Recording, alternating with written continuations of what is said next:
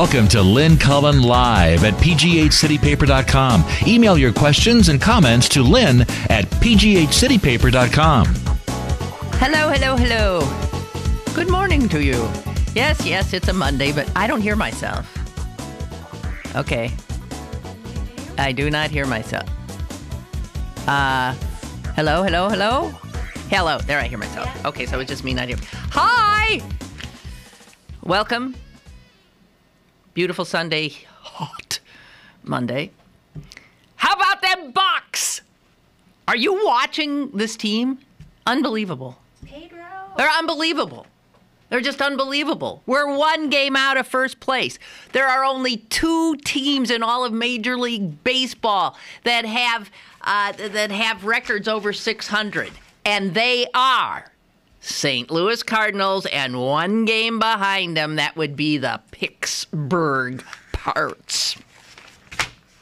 Now, the Wall Street Journal even, not that they're big on sports, mentioned all this today and said, since the American and National Leagues split into sections in 1969, 3 teams from the same division have never finished a season with the top 3 records in Major League Baseball. And I didn't mention that the 3rd best team in baseball is the Cincinnati Reds. 1, 2, 3. And they're saying that if somehow these 3 teams manage to stay ahead of the pack, this will be historic. So let me see what else they said. These 3 teams are leading baseball's pitching resurgence, owning 3 of the top 4 earned run averages in baseball. They're ranked 1st, 2nd, and 3rd in team shutouts. Now, while the Reds and Cardinals were both in the playoffs last year, we all know that the Pittsburgh Pirates were not, that they started strong and then just... And the article here mentions that. I forgot when the huge drop happened last year. So I now know, and I'm sobered up a little bit, because it says here that the Pirates were 16 games over 500 on August 8th last year. So we got a long way to go. But I've been ecstatic since day one this season. I just think this team is fantastic. And I do not see us crashing and burning, but then... What the heck? All you Johnny-come-latelys can jump on the bandwagon later. So I rode the bus today to work, and sitting in front of me was a woman who had tattoos on both of her shoulder blades.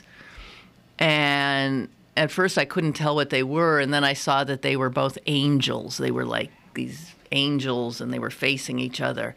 And then when she moved forward a little bit, I saw that under the angels were names. Michael on her left, and I forget the other name, I'm sorry, on her right. And then a little bit under that were dates of birth and death. And this is a woman who clearly, this is what's left of her sons. They were born 1 year apart. One died in 99.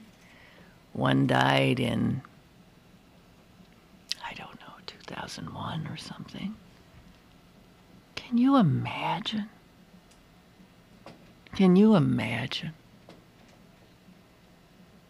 And so that was what the view was all my way in. I was just looking at this woman's back who had buried 2 sons. And I figure gun violence. I just figure, excuse me, might be wrong, but I doubt it. And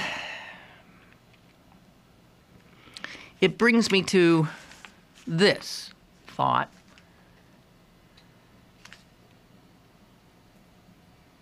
we might not remember this because at the time, I don't know that we made a big deal about it. I don't recall doing so.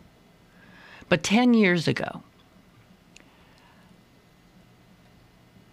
the families of 8 people who were shot during remember the Washington-era sniper attacks? Turned out to be that a man and a young boy. Remember that? I mean, the U.S. Capitol was in terror. The Virginia, Maryland, people were just being randomly shot.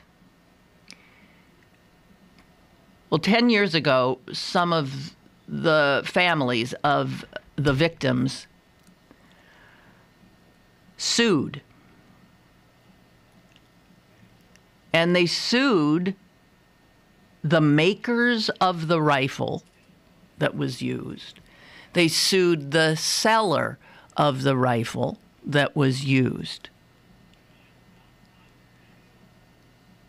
And the families won. They won a $2.5 million judgment.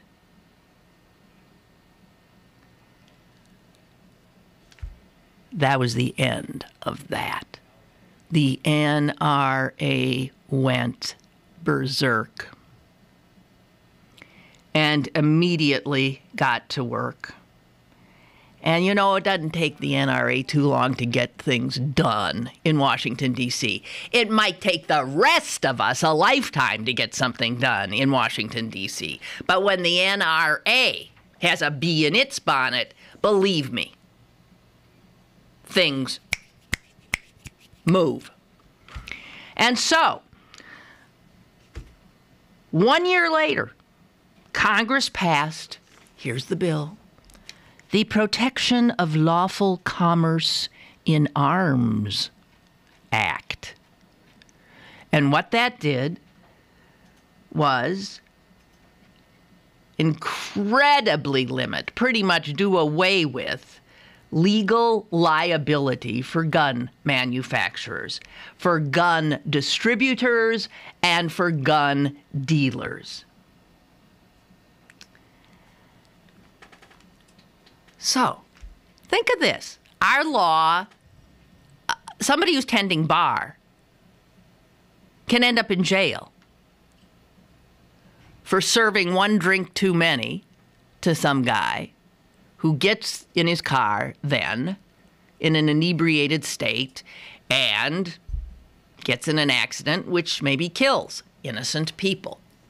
That bartender can be held liable. How is that different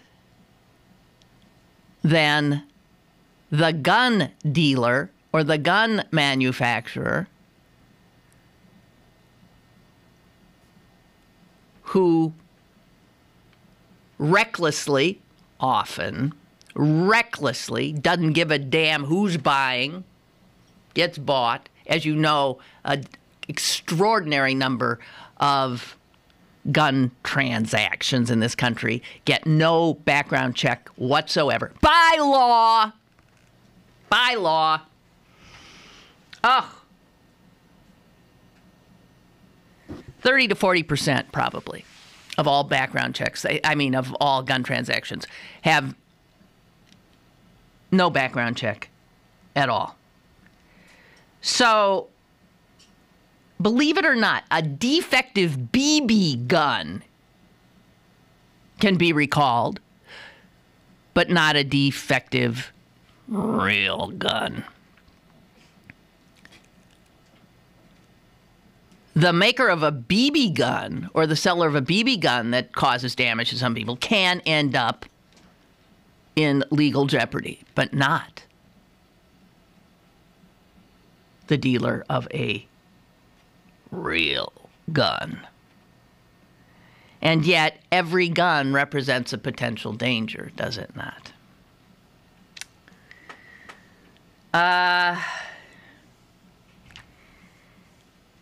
Robert Morgenthau, he was the DA for Manhattan for a million years. has a piece in the op-ed section of the New York Times today about this, about the injustice of not allowing gun dealers and gun manufacturers to be sued, of what makes them different than all these other potentially lethal devices whose manufacturers and distributors have no such protection from legal jeopardy. And Mr. Morgenthau wonders this, and it brings me back to the back I was looking at on the way to work.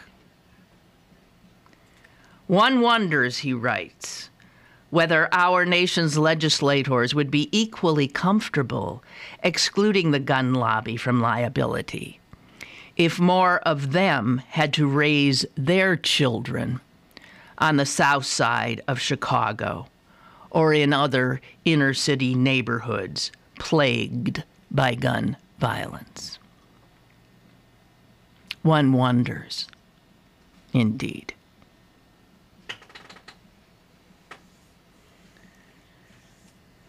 And just sticking on this for 1 second more, I think I recall telling you months ago that I was going to start doing this, and then of course I forgot I said it. So I hear I'm haphazardly doing it, but I'll probably get better at it. Everything takes time with me. A 5-year-old girl left alone in New Orleans when her mother went to the store, fatally shot herself in the head. This was in New Orleans, and unlike other cases like this, remember the one with the little boy who had his own gun, a rifle that he killed himself with or killed his sister with? There were no charges brought in that case. It was considered an accident. In New Orleans, this is not considered an accident, but the mother has been charged with cruelty to a juvenile. Forget this. Leaving her home alone. There are no charges about not securing a gun.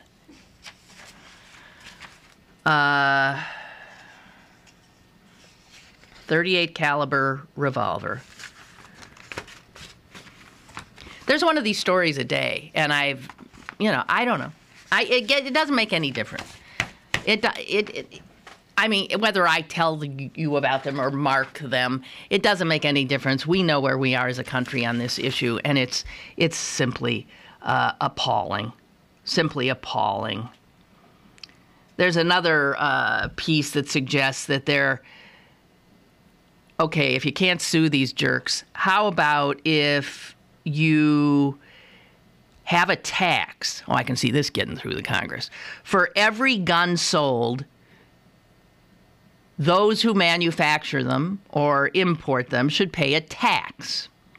And that money would be used to create a huge fund, a compensation fund for the innocent victims of gun violence. This sounds like a really good idea, where even the makers of guns could acknowledge that sometimes their product inadvertently, shockingly, causes death to innocent people. So what if you tacked a little, think of all the guns that get sold, tack a tax on that. And then you end up with this big, huge, at least there would be some compensation. Not that it's possible to compensate for the loss of a child or a loved one. And while reading this idea, I find out that not only are gun manufacturers and dealers immune from lawsuits, they're immune from, get this, they're immune from regulation by the Consumer Product Safety Commission, which, as you know, the mission of the Consumer Product Safety Commission is to protect us from reasonable risks from consumer products. They can order recalls. So that's where they can recall a BB gun, but they can't recall the real deal. So the Consumer Product Safety Commission could, if it wanted to, ban lawn darts or cork guns, but they can't touch the real deal. This is your Congress at work. They have created an island, a refuge for gun manufacturers and dealers. Above all, manufacturers and sellers of anything, any service, there is no industry that can operate with absolute disregard for the public safety and operate without any fear that they will be held responsible. It's unbelievable. And you know who's responsible for that? Us! Because we continue to elect the people who do their bidding. Unbelievable. I'm sorry. Blah, blah, blah, blah, blah, blah, blah. It makes me nuts.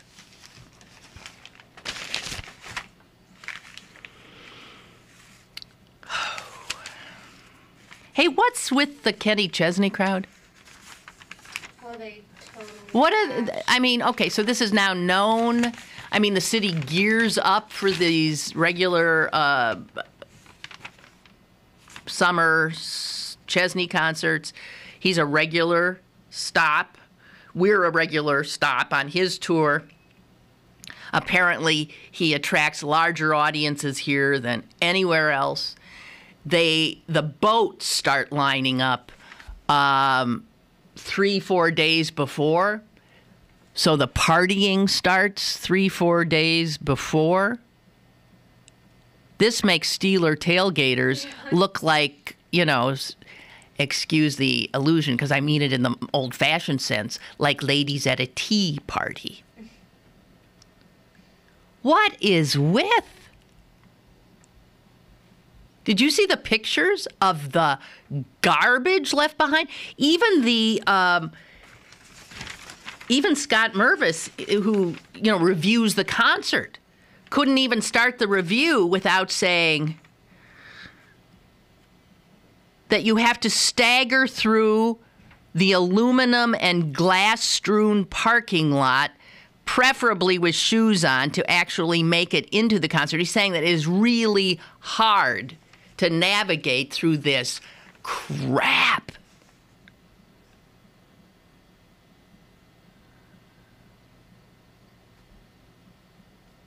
Unbelievable. Sickening. I'm sorry, guys. But there's obviously this has become like a thing. So you just drink your stuff and throw it, or you eat your stuff and throw it. And this is how you have a good time.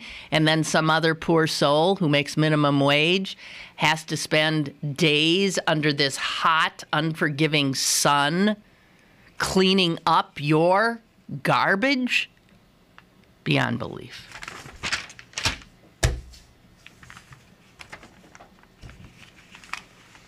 Anyone know where Mr. Snowden is? Apparently he's been lost again.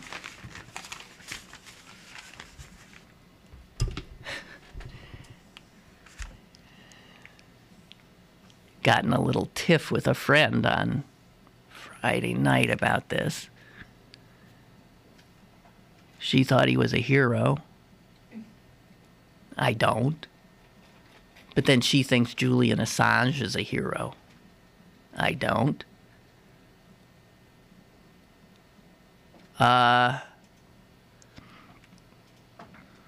Whatever. I'm not that interested. The Trayvon Martin trial is underway, opening statements going on as I speak. I don't have the heart to even listen or look. But that's another case of shoot first, ask questions later, and another case where the law protects, in this case, the shooter, or tries to. We'll see. I'm going to break away for just a sec, and we'll come back. Let me see if I can find something happier to talk about. Everything seems so... I'll look around. Hang in there. Email your questions and comments to Lynn at pghcitypaper.com or call Lynn at 412-316-3381. Lynn Cullen Live will return in a moment.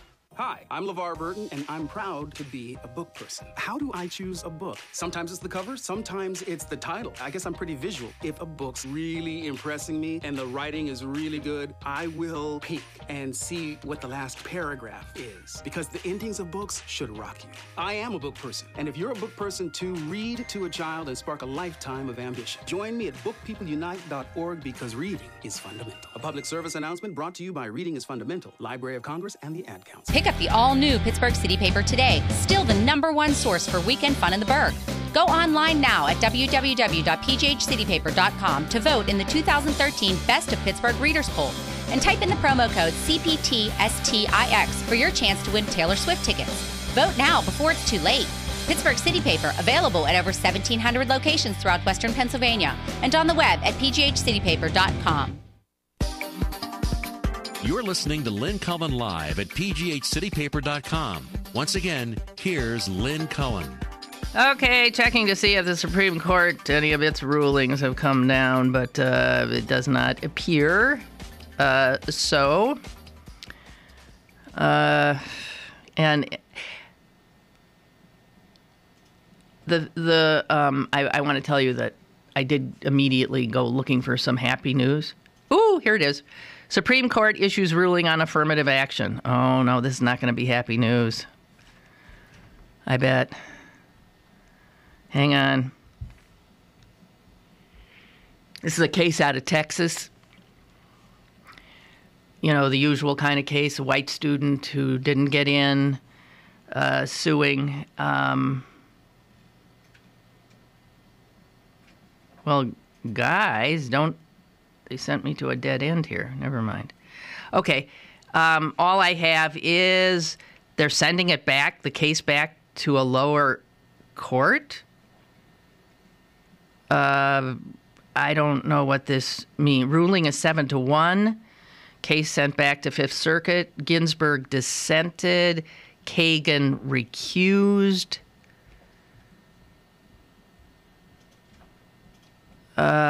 Supreme Court has ruled on affirmative action case. Makes decision. Well, tell me what the damn decision was. Okay, I'm not getting it. I'm sorry. Limits affirmative action in higher education, but does not strike down the Texas affirmative action program, and case returned to lower court. This sounds like a very complicated, not a clear win for everybody, but a limiting of affirmative action in higher education. Jeez. Apparently, the court has let people know that this is not the only ruling that will come down today. So there will be more, which obviously gives us an awful lot to talk about tomorrow.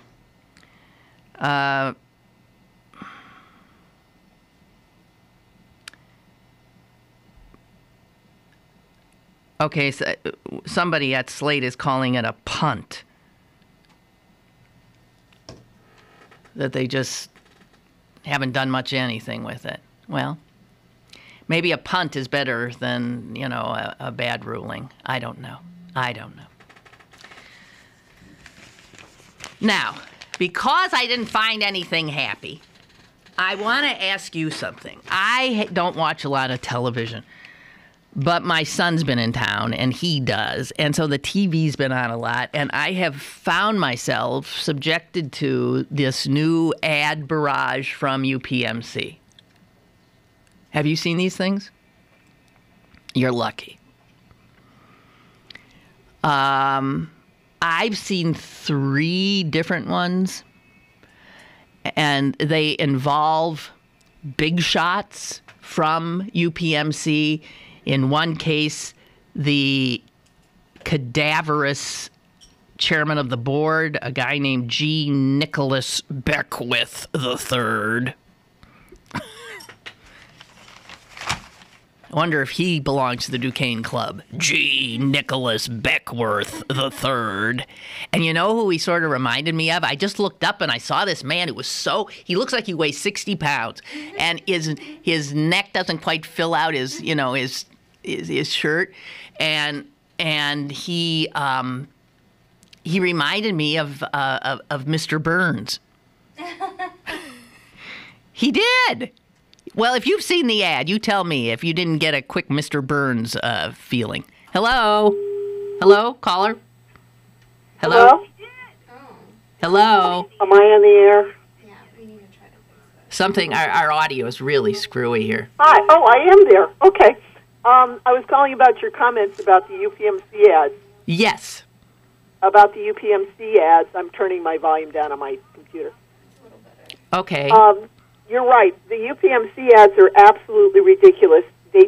They're claiming that they're going to lose 41,000 patients. Yeah, if they don't accept Highmark, they're going to lose that many patients. But if they accepted it, they wouldn't lose any. Most people probably would stay with UPMC. Right. They'll certainly lose 41,000 patients with what they're doing, refusing to honor Highmark. Right, and my big question, and I've written in it a couple of times to a couple of different places, I'd love to know what companies, what health insurance these employers have, particularly those on the board. And the people on the board don't need to worry; they just pay cash. You're not Lynn, are you, who wrote a letter to the editor today? No. I'm trying to keep my name out of it. I'm trying to get a job there. But they're not, all around, they're really not that great. I've applied many times, and they don't even have the courtesy of letting you know the application got there or that you're even being considered. And if you do get an interview, they don't let you know you weren't considered. Listen, being nice or, this is not part of their makeup, obviously. No, I think, as many people have pointed out, part of their problem is the megalomaniac at the on top of the U.S. Steel building. Yeah, Romoff. Yeah, it must be coming mostly. Do you remember that a number of years ago when he had to have some prostate surgery? No. Oh, yeah. Go look it up. Guess where he went? Where? Not to his own doctors. Who'd he go to? He either went to Cleveland or Mayo. He didn't even use his own. Maybe he didn't want too much of his personal information. Or maybe he knows that he's universally loathed by many of the doctors and nurses there, and he was afraid. Oh, I know that for a fact. I do too. And he was afraid to put himself in their hands because there could be, who knows, a little medical mistake. Who knows? Yeah. So well, that medical mistake should have been made a number of years ago. Just a little emasculation and come down to the level of everybody else, we would have all been better off. Well, you will appreciate then this letter to the Post-Gazette today, which says, let me get this straight. UPMC says its reasoning for not renewing its contract with Highmark is that Highmark needs to shift 41,000 annual patient admissions from UPMC to reach Highmark's financial goals. Mm-hmm. But the way I see it, by not renewing the agreement, UPMC is forcing those of us with Highmark insurance and UPMC doctors to do exactly that, switch to Allegheny Health Network. Right, so they're speaking out of both sides of their mouth. Well, he says, she goes on to say, so we know that the executives at UPMC have no heart, but you mean they don't have any brains either? well, when you wear your heart where your brains are. Oh, God. So, yeah, but okay. I just love it because this is so ridiculous. Most of my doctors are at UPMC. I have Highmark, but I probably will be leaving Highmark only because I'm on Cobra and can't afford it. Well, and some of the plans on UPMC may be cheaper, but Aetna is looking very appetizing, and that goes both ways. Okay. Well, So, good luck all right. to you. Thank you. All right. Bye-bye. Bye. Most of my docs are at AGH, and that is something that I have made an effort to do. And I have to tell you, Allegheny General and West Penn, delightful to work with. In comparison, delightful. Great docs.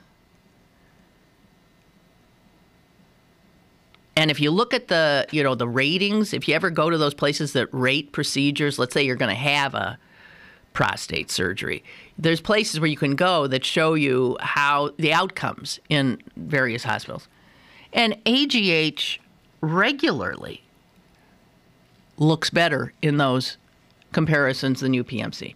Now, again, I don't know. I know UPMC says yes, but that's because we take the harder cases and consequently more people die here or something. But more people do die, but they have more medical mistakes. They have more, all this kind of crap. This sense that they are, that if you're not going to UPMC, you're not getting the best care is bull. Absolute bull. It means you've fallen for their gazillion dollar ad campaigns.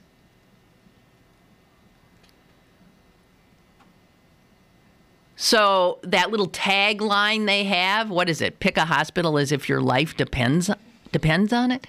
That even there makes me queasy.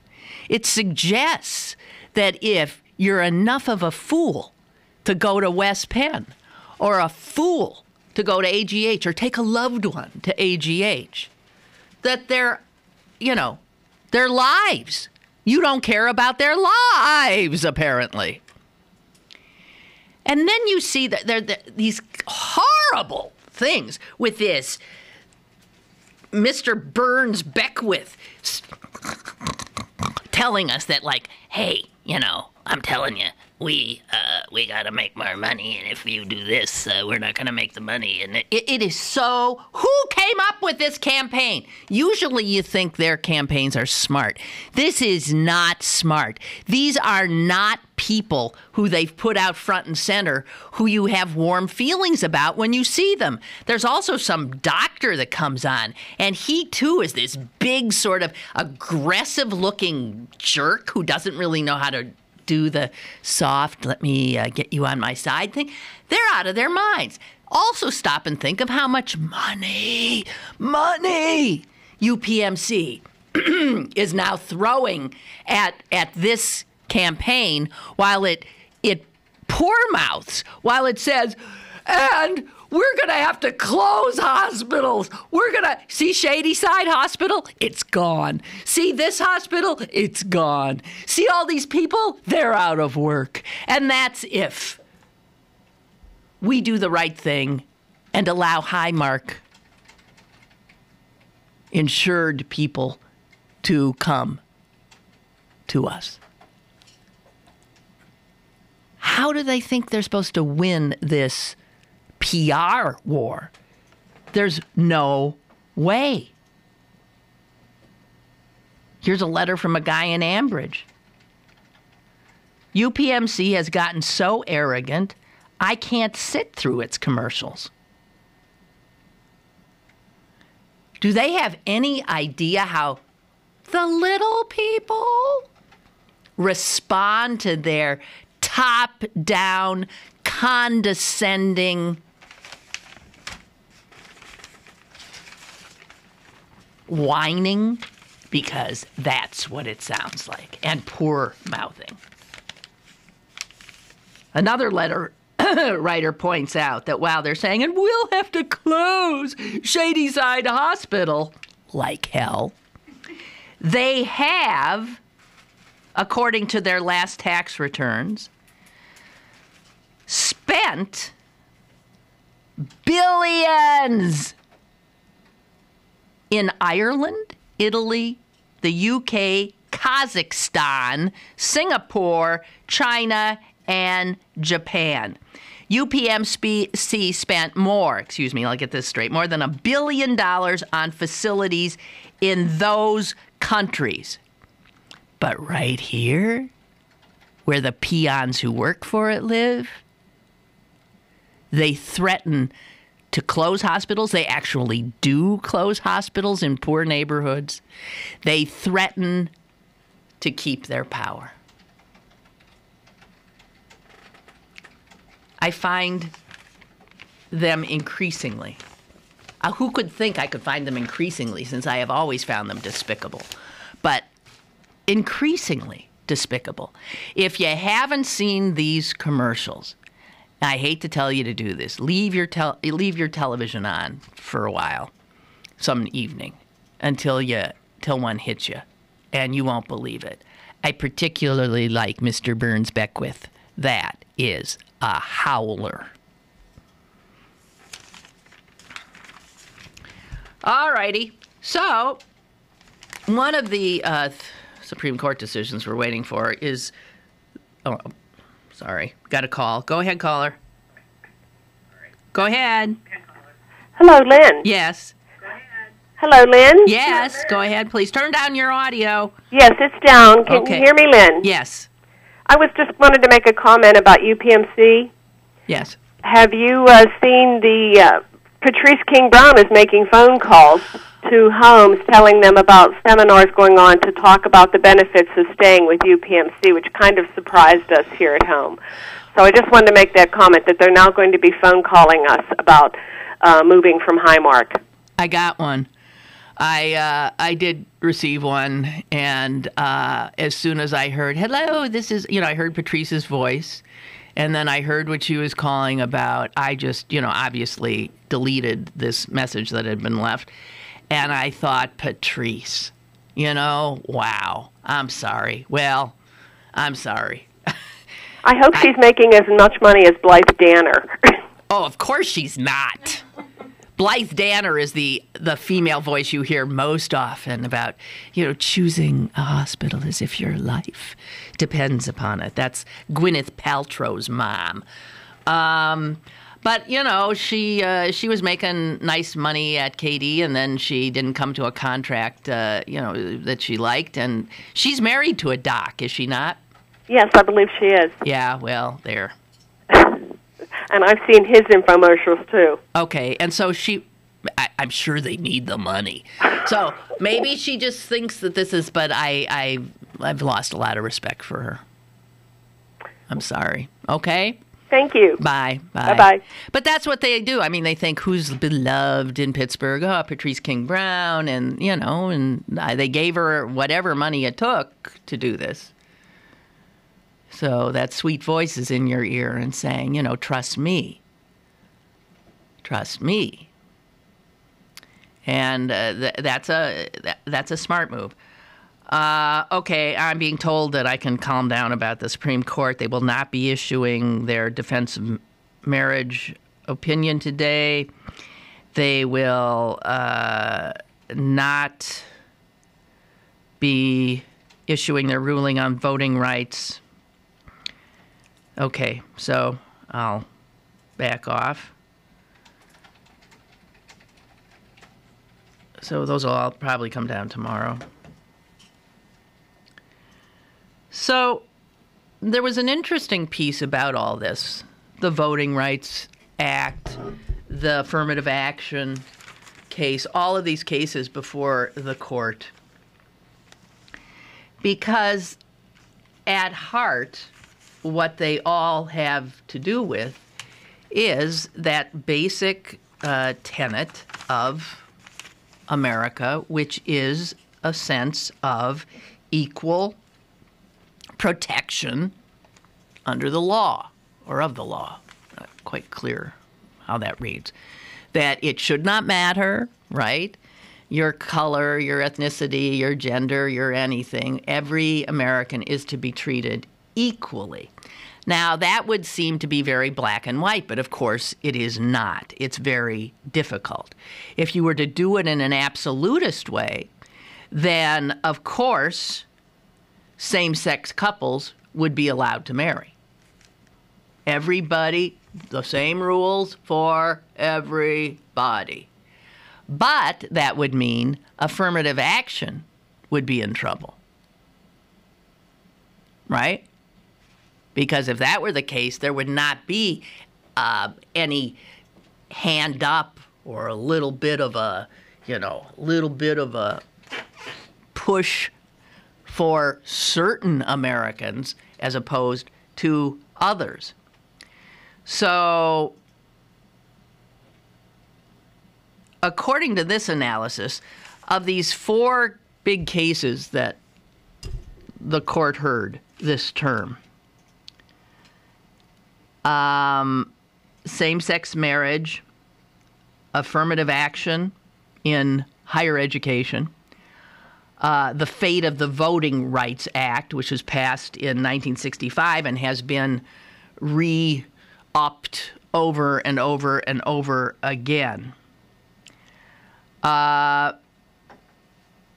If we were just talking again about equality, of course, gay couples would be treated just like straight couples when it came to marriage. But also, white and black students would be treated exactly the same.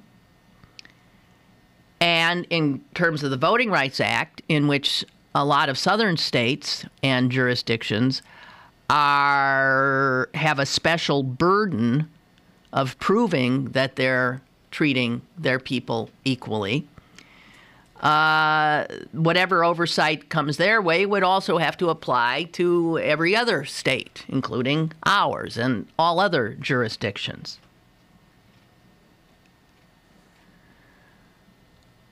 Now, the 14th Amendment is going to come into play when we see this, because Hello? Caller? Hello? Hey, Lynn, it's Mike Anderson from D.C. How's it going? Fine. The difference between gay rights and equal rights in school admissions is you aren't required by law to go to any school.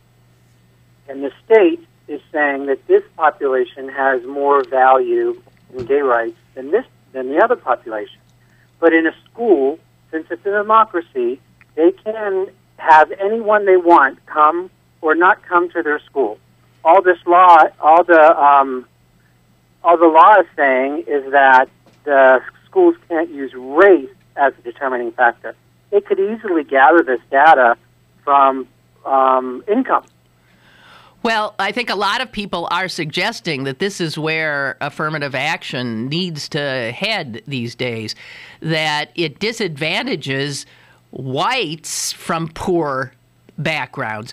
And so if you had a socioeconomic kind of affirmative action, wouldn't that take in most blacks? I mean, so should an upper middle class black kid benefit from affirmative action as opposed to a lower class, working class white kid? In my understanding of school administrations or school admissions is they actually do that. They don't just go 6 black, 3 white, or, they don't do it like 50% of the school has to be female medical students anymore. They do it by a whole wide array of characteristics, one of them being race. And this law is fighting that. Yeah. Well, I think generally court watchers are very nervous about this one. But this one's come down, and it looks like they've only put a nick in it. I've seen no reporting on exactly what happened. They sent it back to the lower court. We'll see. But there's some biggies. The Voting Rights Act could be kaplooey. It really is in the school's interest to have as a diverse population as humanly possible. Well, I know that Republicans don't like the concept that my kids are going to go and meet somebody else that they actually may like. That's not like us. But that really, since liberal arts is dying out as a worthy goal in society, just the fact that my white kid is in school with people from different backgrounds is of value, and colleges and universities know that, I believe. Absolutely. I don't know of any college that doesn't agree. I'm sure there are a few. Okay, thank you. Appreciate it, Michael. Sure. Bye. Ansel writes, I predict a huge backlash from this latest UPMC TV campaign. These ads are such a huge turnoff. And he goes on to say, UPMC reminds me of the Republicans. It's all about money and fear. That's true. And we're going to close. Do you want Shadyside Hospital to be closed? Mr. Burns says,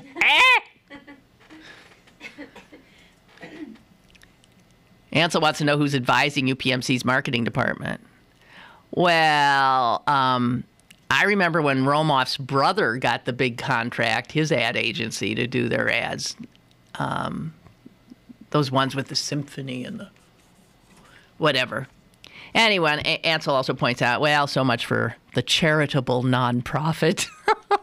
They're unbelievable. I got to get a break in. Where'd the time go? Toodaloo. Stick around for more with Lynn Cullen Live after this. Go to bergbargains.com for great deals on gift cards from your favorite local restaurants, bars, museums, attractions, and shows. Sign up for our weekly newsletter to hear about new deals first. bergbargains.com, Pittsburgh's best bargains. bergbargains.com. This is the sound of a flat-screen television hurled off a building. Now the new bike your kid wants. These are the things you could have, all cast into oblivion. Because when you throw away money on wasted electricity, you throw away everything you could have bought with it. Use Energy Star light bulbs and appliances, and you could save hundreds of dollars a year. Saving energy saves you money. Learn more at EnergySavers.gov. Brought to you by the U.S. Department of Energy and the Ad Council. Have a question or an opinion? Call Lynn Cullen at 412-316-3381 or email lynn@pghcitypaper.com. Now, more with Lynn Cullen Live. Okay. Let's see here. Okay, so in regard to the voting rights thing, think of this. The 14th Amendment. Just a little history. We're all a little sketchy. I shouldn't include you. I have no idea. But Americans in general are really abysmally ignorant of our amendments. Here's the 14th. I'll read it. I keep this around. No state shall make or enforce any law which shall abridge the privileges of citizens of the United States. Nor shall any state deprive any person of life, liberty, or property without due process of law, nor deny to any person within its jurisdiction the equal protection of the laws. Oh, this doesn't have the whole thing. That's the meat of it. Some historical context that was adopted in the wake of the Civil War. And it was meant to protect the newly freed slaves, right? So when you hear that again, it makes sense. It's telling, this is Washington, the victor, telling the southern states that no state shall deprive any person of life, liberty, or property without due process, nor deny equal protection, blah, blah, blah. And that what they were saying is every one of those slaves has the same as you. Now, obviously, no one paid any attention to it for a long time, or you wouldn't have had Jim Crow.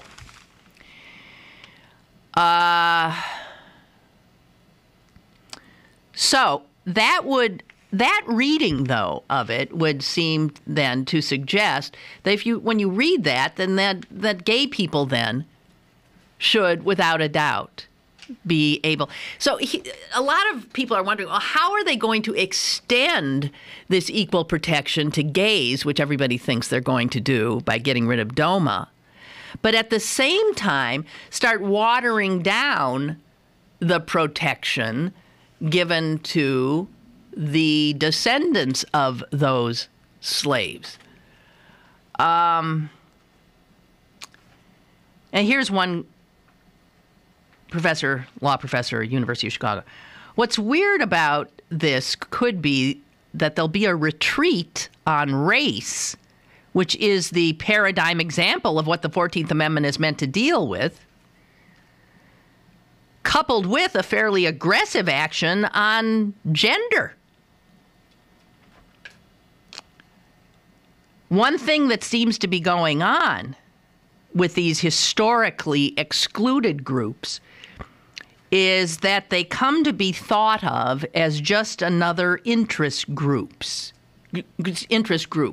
And he's saying blacks seem to have crossed that line in the heads of a lot of people.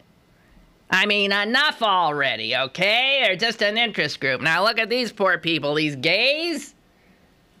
Because gays are newer in the consciousness. They are more likely to get an empathetic reading than blacks, who a lot of Republicans and conservatives think keep knocking at the door, right? And they make, let's be clear, gay men and women have yet to achieve anything that anyone could argue is true equality as American citizens. They are not protected against job discrimination in much of the nation. I believe in Pennsylvania. Did the state ever pass? I know the city did, and the county did. Gays may not marry their same-sex partners in most of the United States, and they do not have their marriages recognized by the federal government in any of it, which is why I think DOMA is going down tomorrow, which is at least something we can celebrate. So here's my guess. There's going to be some things that the court is going to do today and tomorrow that will gladden the heart of a liberal and anger the heart of a conservative, and vice versa. So we'll see, but I think it's going to be rough on the Voting Rights Act. Now, the Voting Rights Act, I think the people who are squawking about the unfairness of it have a point. I really do think they have a point. But you know how I know that? Because I live in southwestern Pennsylvania. And I have never lived in a more racist area in my life. And I've been around. I lived in Wisconsin. I lived in a rural area. I lived in small towns. I lived in Chicago, big city. I lived in New York, a big city. And I lived in Pittsburgh. I have never encountered the level of racism in any of the places I lived before that I feel and see and hear here. And a lot of people have made this observation who have come here from somewhere else, including people who come here from the South. So if there are places that, because of their historical prejudices, have got to jump through certain hoops before they can change any of their voting regulations or laws, but all the Yankee states get a free ride, I got a problem with that myself.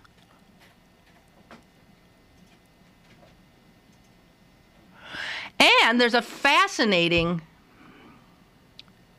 graphic that was printed in the New York Times maybe this weekend sometime. And it shows the formula behind the Voting Rights Act and which states are under it, under that Section 5 that requires them to obtain federal permission before they change anything regarding how people in their jurisdictions vote. And it looks like you look at it's it's all that southern tier of states, although much of Florida has been excluded. And it doesn't make a lot of sense. I mean, there's a lot of... Then there's an effort to find out where do the most prejudiced, racist kind of people live. And there's another map. This was a study, and I mean, how you figure this out, I don't know, because people tend to hide their racist feelings. But there was an effort to determine, okay, so just what are the most prejudiced states? And so a group of law professors from the University of California at Davis and the University of Connecticut created a measure, some kind of estimate of prejudice. And they used survey data from the National Annenberg Election Survey, where people were asked to rank the trustworthiness, the intelligence, and the work ethic of different groups of people on a scale of 0 to 100. And looking at that and seeing how people, gave blacks low marks or Jews low marks and whites higher marks and this and that and on and on, they were able to extrapolate what areas in the country seem to have the people most infected by this kind of prejudicial thinking. And generally how they viewed an ethnic group different from their own. Well, I gotta tell you,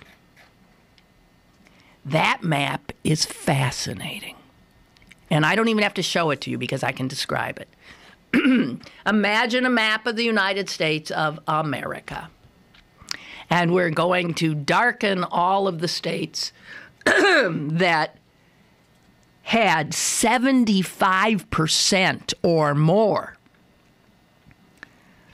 of people who came out as more prejudiced than the U.S. average.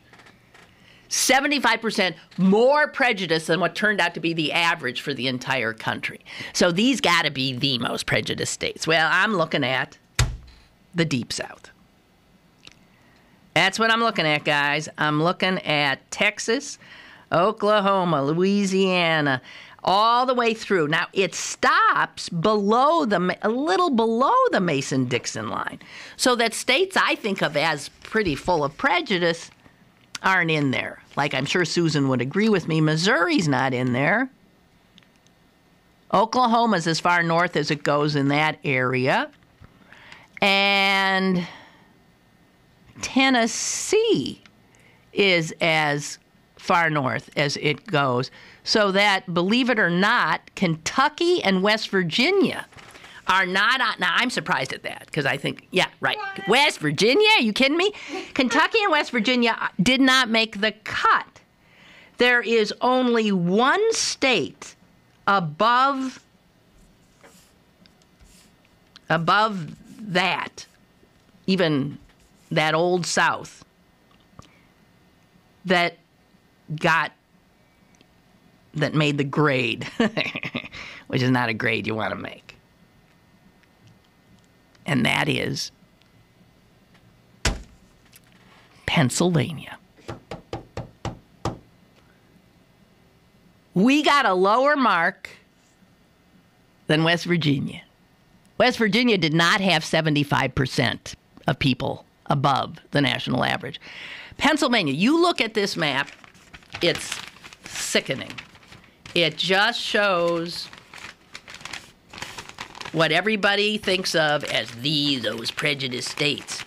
And then there's this one rectangular outlier. Oh my God. You see it? That's sad. That's it.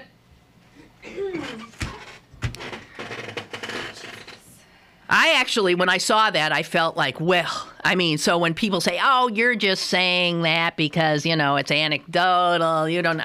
I'm telling you, We are, and that's why I'm a little on the Voting Rights Act. I mean, if we make Georgia do it, well, I don't see why Pennsylvania doesn't have to do it, because this state is unbelievably prejudiced and backward, okay? So there it is. Unbelievable map. 75% or more of the population of this state scores above the national average for being bigoted. Look at the company we keep. God. All right. I never found something happy to talk about, did I? No. Pirates, woo! Pirates! Woo! I love them. I just love them. And I don't think they're going to do that slide this year. I don't think they're going to. They might not stay, but they're the real deal. Go to the ballpark. It is. They're just amazing. They're amazing. I love them. Whenever there's not a game on, I'm miserable. I have it on all the time. And now that they're on the West Coast, it's hard because the games start at like 10 p.m. You don't have, but they're amazing. Yesterday's game was amazing. They're losing in the 9th by 3 runs. They tie it up. Goes into extra innings. They go berserk. The other team tries to make a comeback. No, they won't let them. Swept the Angels. Buccos. I might save you a seat on the bandwagon. I don't know. I might. Just might. Okay, tomorrow. Toodaloo.